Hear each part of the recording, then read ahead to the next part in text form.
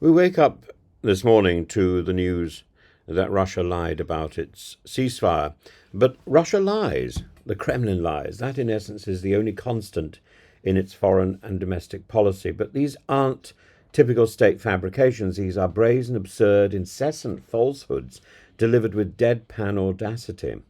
From the claim that we have no intention to occupy Ukraine to the laughable denial of poisoning Alexei Navalny, the Kremlin has made disinformation its default diplomatic setting. So what happens when you lie so often and so badly that nobody believes you, even when occasionally you tell the truth?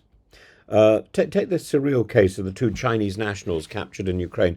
They were lured by a TikTok, yeah, to fight for Russia.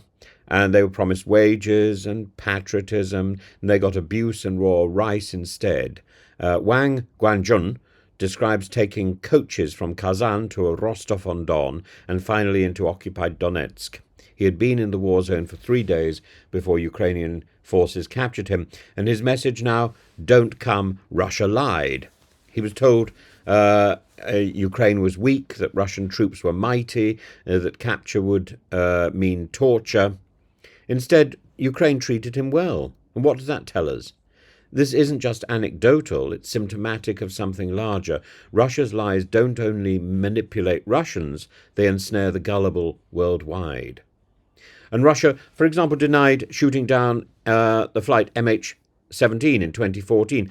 Yet we know with evidence, names and coordinates that the missile was Russian, the crew was Russian, the launch located under Russian control. Then there's Navalny, poisoned with Novichok. Russian agents followed him for months. One even admitted the operation on a tapped call, yet Moscow claimed he had just had low blood sugar. And similarly, they denied the poisoning of the Skripals in Salisbury, only for suspects to appear on Russian TV claiming they were tourists, admiring the height of the cathedral's spire. It's absurd. Nobody goes to Salisbury Cathedral to admire the size of the spire. It's not some sort of comparison contest. The only reason you go to Salisbury Cathedral if you admire the art, if you're an art connoisseur, is because Constable painted it 3 times, and they hadn't done their research. They hadn't bothered to do their work. They'd looked in a tourist guide to see if there's anything significant about Salisbury Cathedral. Oh, yeah, a very tall spire. Putin lied about interfering in the 2016 US election. Just patriotic hackers, he said, grinning. But indictments from the US Department of Justice laid out just how Russian agents had targeted voting systems in all 50 states. He lied about treaties, too. The INF Treaty.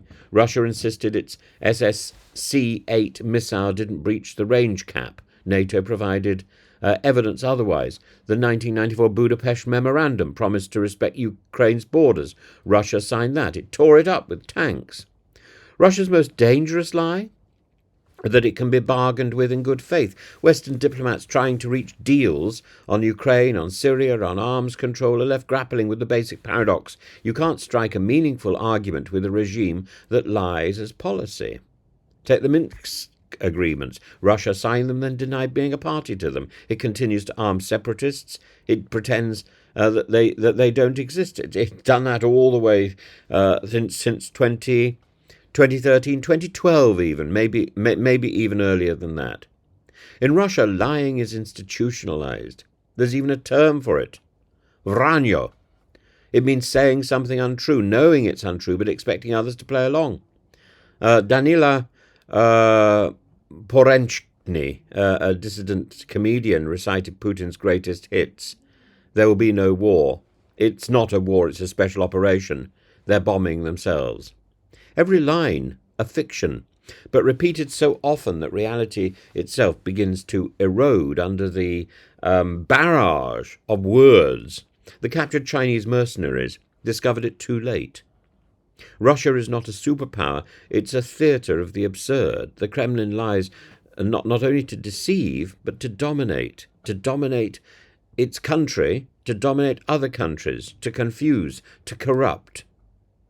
And so when you're asked, or when we're asked, can Russia be trusted? The answer is simple and grim. No. No. Because truth in Russia isn't distorted. It doesn't exist. It's extinct. It's dead. It's gone. There is no truth in Russia. The default position is deceit.